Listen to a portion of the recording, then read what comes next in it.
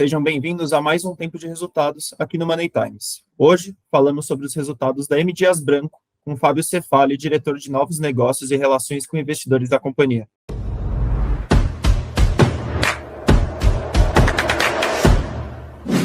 Fábio, muito obrigado por conversar com a gente. Não, Pascoal, eu que agradeço, é sempre um prazer e eu fico muito satisfeito e honrado de participar aqui dessa conversa com você novamente.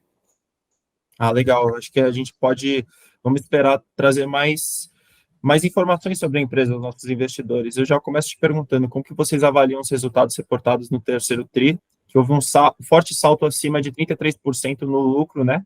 E 32% no EBITDA. Explica um pouco para a gente como isso aconteceu.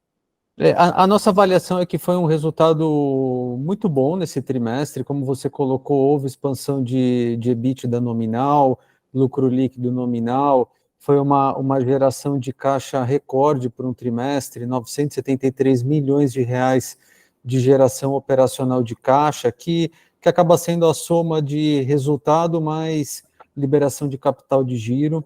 As margens também apresentaram expansão nesse TRI, tivemos uma margem EBITDA de 16,1%, que era algo muito esperado pelo mercado, né? Assim, após esses 3 anos de pandemia e guerra, que as nossas margens foram pressionadas em função da alta do preço do trigo e do óleo de palma e a desvalorização do real, né? Nesse momento as margens ficaram abaixo do que a gente entende que é o patamar histórico de 15% a 20%, né? E nesse TRI a gente já voltou para esse patamar histórico que a gente entende que é o patamar estrutural, né? Então a gente entregou uma margem EBITDA de 16,1%. Aproveitando aqui a oportunidade, né, da sua pergunta, no acumulado do ano, né, que é de janeiro a setembro versus o ano anterior, a gente cresce a receita com o crescimento de aumento de preço médio, aumento dos volumes, as despesas como percentual da receita líquida, continuaram num patamar de 20%, né? Então, aqui, assim, a gente fez um trabalho muito grande nos últimos 3 anos para buscar produtividade e eficiência, e a gente conseguiu reduzir o nível das despesas gerais e administrativas de 25% para 20% da receita líquida, o EBITDA no acumulado também cresceu, o lucro líquido também cresceu e a geração de caixa foi de 1,5 bi no acumulado do ano. Então, a gente entende que que o resultado tanto do trimestre como do acumulado do ano são resultados muito bons. Legal. O que dá para esperar para o quarto TRI? Qual a expectativa de vendas? Eu também queria te perguntar. Apesar desse salto no lucro e o EBITDA, houve uma queda na venda de biscoitos e massas na comparação com o mesmo trimestre do ano passado. O que explica esse recuo? A população está comendo menos macarrão, biscoitos? Não, a população não está comendo menos macarrão, biscoitos, não está comprando menos, né? Quando a gente olha as informações de demanda, né, que é quanto o consumidor está comprando, assim, de fato, a gente tem visto uma estabilidade na demanda, ano contra ano, né? Nesses dois mercados, que são os dois principais mercados da M. Dias. O que aconteceu principalmente no terceiro trimestre, como você bem colocou, houve sim uma queda dos volumes, comparando com o 2T e comparando com o 3T do ano passado, foi mais uma situação no varejo, né? Algumas redes, por estarem um pouco mais alavancadas, e à luz também da Selic que ainda está alta, né? Ou seja, isso acaba levando a um custo financeiro alto para quem está alavancado, a gente viu algumas redes comprando menos, né? Então, até o nível de estoque dos itens da M. Dias nos clientes reduziu, né? Quando a gente olha do ano passado para esse ano, houve uma redução tanto em biscoitos quanto em massas. Então, não foi um problema de demanda, mas foi muito mais uma situação conjuntural que os varejistas, por estarem um pouco mais alavancados e mais cautelosos com custo financeiro e com caixa, acabaram comprando um pouco menos da indústria, né? Isso impactou o nosso, que a gente chama de sell-in, que é a venda da indústria para o varejo, né? A expectativa daqui para frente é que os varejistas, eles retomem as compras em níveis mais normalizados, até para evitar ruptura, né? O que é a ruptura? É quando o consumidor ele vai a uma loja buscando um determinado produto e não encontra, né? A gente observou esse tipo de situação ao longo do trimestre, alertamos os nossos clientes, que são os varejistas, né? Inclusive tiramos fotos, falando, olha, assim, está faltando esse produto, o consumidor quer comprar, né? Então, assim, não foi um problema de demanda, foi uma situação conjuntural e a expectativa daqui para frente é que o sell-in, que é a venda da indústria para o varejo, né, comece a mostrar um desempenho, comece a mostrar uma evolução positiva daqui para frente. E eu queria te perguntar, como que a dinâmica das commodities, com destaque para o trigo, né, impactou a M. Dias Branco nesse ano? A gente veio de uma pandemia onde os preços aumentaram bastante. O que dá para esperar para 2024? As massas vão ficar mais caras? 2023 foi um impacto favorável do custo das commodities no nosso resultado de forma gradual, né? Foi o inverso do que aconteceu em 2022, né? Lembrando que no final de fevereiro de 22 teve início o conflito Rússia-Ucrânia. Esses dois países representam 1/3 das exportações globais de trigo, né? E são players relevantes também em produtos similares ao óleo de palma, né? Que é um produto muito usado, é um insumo usado nas margarinas e no recheio dos biscoitos.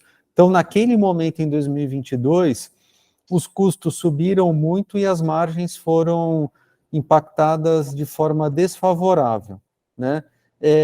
Da metade do ano passado para cá, os custos foram caindo, né? Porque o preço da commodity foi caindo, tanto do trigo quanto do óleo de palma, e a gente foi observando essa melhora gradual nos resultados, né? Então, a gente teve no primeiro tri desse ano, margem melhor que no quarto tri, no segundo, margem melhor que no primeiro, no terceiro, margem melhor que no quarto, e aí a gente voltou, margem melhor que no segundo, terceiro melhor que no segundo, e agora no terceiro trimestre a gente voltou para o patamar de 15% a 20%, que a gente entende que é o patamar estrutural da M. Dias. Então, legal. Eu queria te perguntar que a Piraquê, ela foi a terceira marca de alimentos mais escolhida para o consumo fora do lar, né? Vocês destacaram isso nos resultados. Eu queria que você falasse um pouco mais sobre isso. A Piraquê a gente adquiriu a marca, a empresa Piraquê em 2018, né? Naquele momento, a Piraquê tinha um faturamento líquido de 684 milhões de reais, né? A gente conectou a marca Piraquê, os itens da Piraquê à nossa distribuição, tanto no Sudeste, Sul, quanto no Nordeste, que é onde a gente tem uma distribuição bastante capilarizada, a gente chega no pequeno varejo, principalmente no Nordeste, e daquele momento até hoje, a Piraquê cresceu 78%, né? Hoje é uma marca que tem um faturamento líquido anual de 1,2 bi, né? Cresceu tanto no Sul e no Sudeste, onde ela já tinha alguma presença, cresceu 58% nessas duas regiões, e no Nordeste, que a Piraquê tinha uma participação, uma presença muito pequena, a gente conseguiu multiplicar por 10 vezes o faturamento líquido da Piraquê no Nordeste, né? E já fatura lá, naquela região, 153 milhões de reais, né? E é uma marca que, pela característica dos seus produtos, que são produtos de maior valor agregado, tanto os biscoitos quanto os snacks, tem uma margem bruta maior, né? Que é cerca de 5 pontos percentuais superior ao restante da M. Dias. Então, tem Legal. sido um sucesso, né? Tanto pela forma como a gente integrou a Piraquê à nossa distribuição, quanto também pelos itens que foram lançados na marca Piraquê nos últimos anos, né? Snacks de batata, que são snacks assados, não são fritos, os biscoitos recheados, mais recentemente o biscoito black, né? O maltado coberto de chocolate. Esses têm sido os principais lançamentos em termos de volume de vendas. Então, desde 2018, a Piraquê deu uma guinada nos números da M. Dias. Cresceu 78%, ela quase dobrou. E hoje é a segunda maior marca da M. Dias. Ó, muito legal. E pouco antes da divulgação dos resultados, vocês anunciaram uma mudança na política de remuneração aos acionistas, né? Eu queria que você explicasse um pouco para a gente o que que muda, se os investidores vão receber mais dividendos e o que que eles podem esperar sobre a política da M Dias. Podem sim esperar receber mais dividendos, e foi com esse olhar que a gente ajustou a política de dividendos, né? Que foi exatamente no mesmo dia que a gente divulgou os resultados do terceiro trimestre. Foram basicamente duas alterações, dois ajustes na política. O payout, que é o percentual do lucro distribuível, passou de 60% para 80%, e aqui é uma evolução que teve início lá em 2020. Em 2020 o payout era de 40%, em 21 a gente alterou para 60%, e agora em 23, já valendo, né, para esse exercício, a gente alterou para 80%. O que isso significa? Que 80% do lucro líquido distribuível a gente vai pagar aos acionistas como JCP e ou dividendos, né? É sempre bom explicar o que é o lucro líquido distribuível. É o lucro líquido total, menos as reservas legais, menos os incentivos fiscais, né? Essa parte remanescente do lucro líquido é o que a gente aplica os 80%. A segunda alteração que a gente fez é que dentro desses 80% de payout, existem 4 pagamentos fixos, que são trimestrais. Antes eram de 5 centavos por ação e agora passaram a ser de 6 centavos por ação. Então, o que o investidor ele já sabe que vai acontecer? Todo trimestre, no último dia útil, o investidor recebe um JCP ou dividendo de 6 centavos por ação já a partir do quarto trimestre de 2023. Legal. Então, a partir do quarto trimestre de 2023, a gente já vai ter essa mudança. E eu Até o queria terceiro perguntar. TRI eram 5 centavos por ação, a partir do quarto trimestre, 6 centavos por ação. Legal. E eu queria te perguntar, qual a expectativa para novos investimentos e negócios em 2024? Assim, a empresa tem gerado muito caixa, né? Pela melhora dos resultados, melhora, recuperação das margens e, mais recentemente, pela liberação de capital de giro. A gente encerrou o terceiro TRI com uma alavancagem, dívida líquida pelo EBITDA de 0,3. A nossa média histórica é de 0,7, ou seja, é uma empresa que tradicionalmente opera com uma alavancagem baixa, e não é porque a gente não faz investimentos, é porque a gente faz investimentos que geram caixa, né? Então a gente vai reinvestindo no crescimento da empresa de forma orgânica, que é o investimento em CAPEX, em novas linhas de produção, novas categorias, e de forma inorgânica, que é através da aquisição de empresas, né? Que foi exemplos, Piraquê lá em 2018, Latinex em 21, Jasmine em 22, e a primeira aquisição fora do Brasil, que foi a Las Acacias, também em 2022. Então, assim, respondendo a tua pergunta, o que a gente pode esperar daqui para frente? Exatamente isso, né? É a continuidade dos investimentos orgânicos e a empresa sempre atenta a oportunidades de M&A, né? E pensando no cenário macroeconômico, quais fatores de otimismo e pessimismo que vocês enxergam para M Dias? E quais são os principais desafios também para a companhia? Eu acho que assim, a gente está no mercado há 70 anos, né? Então, assim, a gente já passou por momentos mais ou menos desafiadores, né? Então, assim, a gente consegue assim, navegar bem, né, pelo mercado brasileiro nas suas várias regiões, né? Obviamente que a gente está agora no momento de Selic alta, né? Até o ano passado, os custos das commodities elevados, né? A renda do consumidor de alguma forma comprometida, né? Então, assim, acho que esses são talvez os principais desafios macro que a gente enfrenta, né? São novos? Não, eles vão ganhando ou perdendo intensidade, né?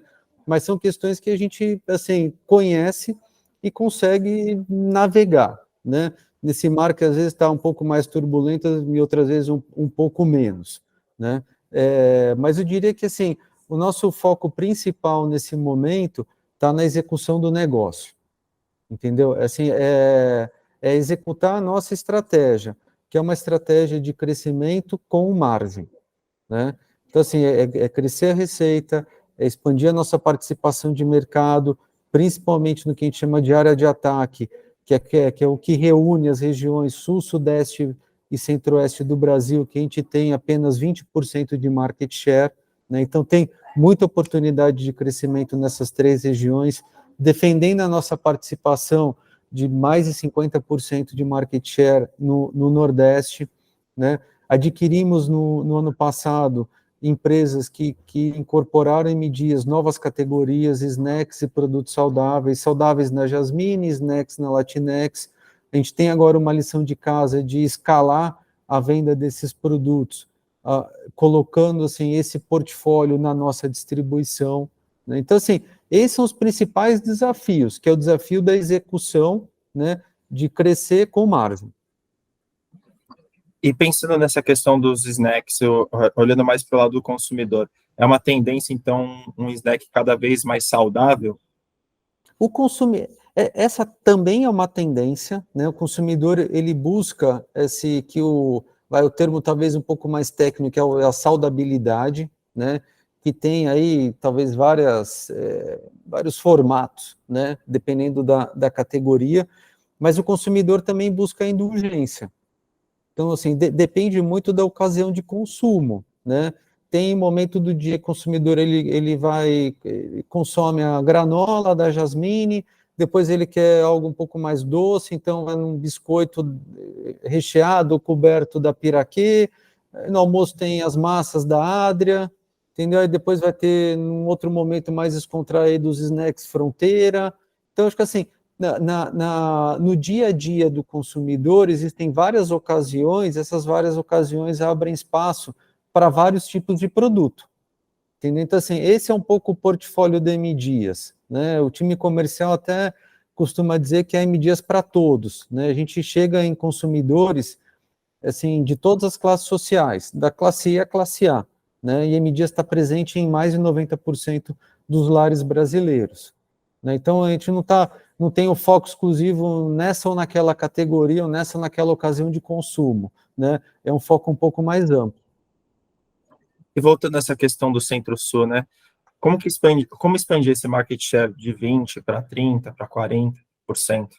A gente usa uma série de alavancas, né? Marketing, a gente tem investido mais em marketing, nas mídias tradicionais e nas mídias digitais. Então, a M. Dias, através da marca, principalmente da marca Piraquê, assim, tem participado para dar exemplos aqui, do Big Brother, né? Que é um evento com uma audiência muito alta. A gente tem trabalhado com algumas celebridades para destacar algumas características das nossas principais marcas, de Vitarella, de Piraquê, né? Então, assim, marketing é uma alavanca importante, né? E o investimento em marketing da empresa passou de 0,5% da receita líquida nos últimos anos para 2% agora, né? Então, a M. Dias está investindo mais em marketing. Distribuição é outra alavanca, então a gente tem trabalhado tanto com as principais redes de varejo do mercado, quanto com distribuidores que são importantes em determinadas regiões para ganhar capilaridade. Terceiro ponto, investimento em infraestrutura, né? Abrimos CDs nesse eixo que você falou que é o Centro-Sul, e inauguramos há 3 ou 4 anos um novo moinho de trigo no Rio Grande do Sul, na cidade de Bento Gonçalves, que é o maior moinho de trigo do estado do Rio Grande do Sul, né? Quarto ponto, time, né? Nós reforçamos os times, né, de diversas áreas, no sul, no sudeste, no centro-oeste. Então, hoje assim, a gente abriu um escritório novo em São Paulo, que tem time de marketing, time de gestão de receita. Gestão de receita, basicamente, é precificação, né? Time de inovação, time de logística, de manufatura. Então, assim, não tem uma bala de prata, não existe uma única alavanca, mas é um conjunto de alavancas. E para a gente finalizar, aos investidores que estão nos acompanhando, quais fatores que vocês destacam para quem quer investir na ação e ainda não investe?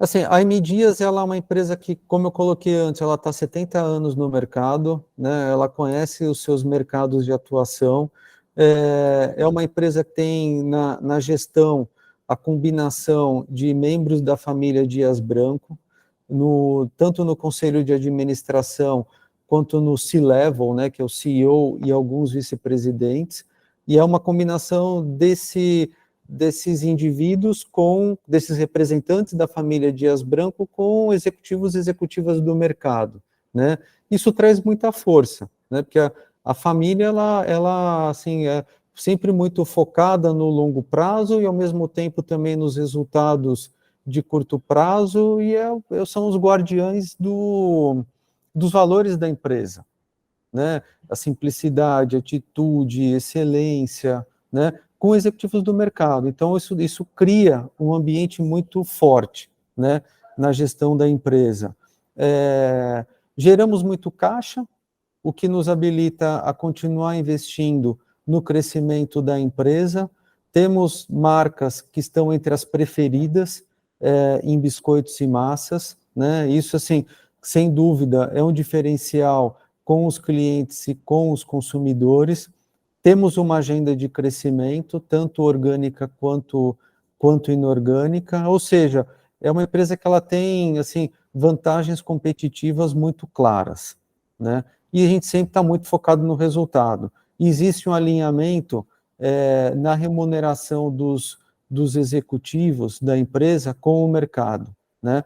Parte da nossa remuneração está atrelada ao preço da ação, né? Isso não é visão de curto prazo, mas é uma visão de médio e longo prazo de 3 anos, que vai se repetindo a cada ano.